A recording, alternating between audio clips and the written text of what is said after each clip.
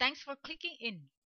The Pheu Thai party must have thought that it's an excellent idea to sell Thaksin with its slogan, Thaksin thinks, Pheu Thai acts, hoping to turn crisis into opportunity. But now it looks like it was the worst idea or move they could make.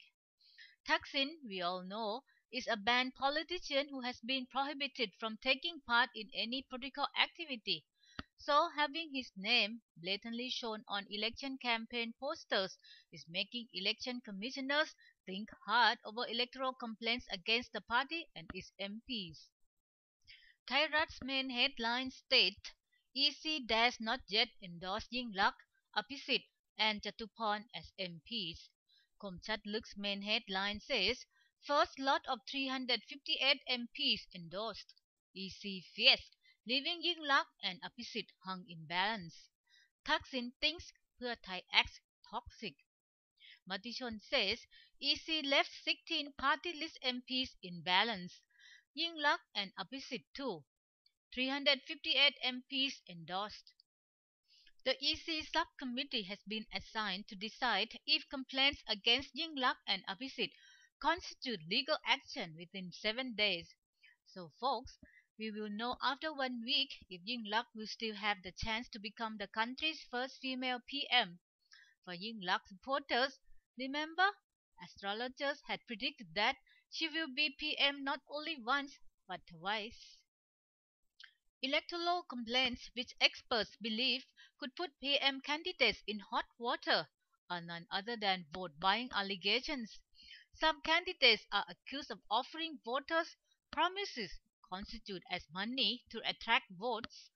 The case in point, while the Pheu Thai party has its 300 baht minimum wage, the Democrats also promises to increase wage 25% in 2 years. Legal experts, the EC, and finally judges are believed to get to interpret this complicated and possibly legal case if it reaches court.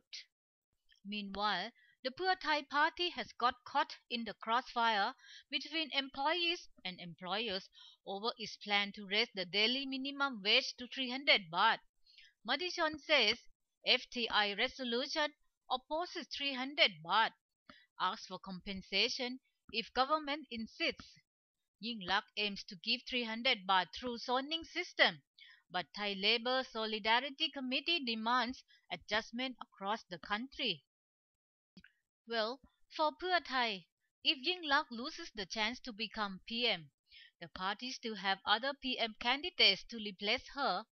But the worst case scenario is if the party is disbanded, it will lose the chance to run the country. So they have come up with a preventive or countermeasure such as resorting to public referendum to reinstate the 1997 constitution, which does not have an iron rules on party dissolution. Pujatgan's headline says Constitution Amendment attacked, hope to grant Thaksin and 111 executives amnesty. The Democrats, which seek to disband the Pheu Thai, attacks the party's move to reinstate the so-called People Constitution as overreacting.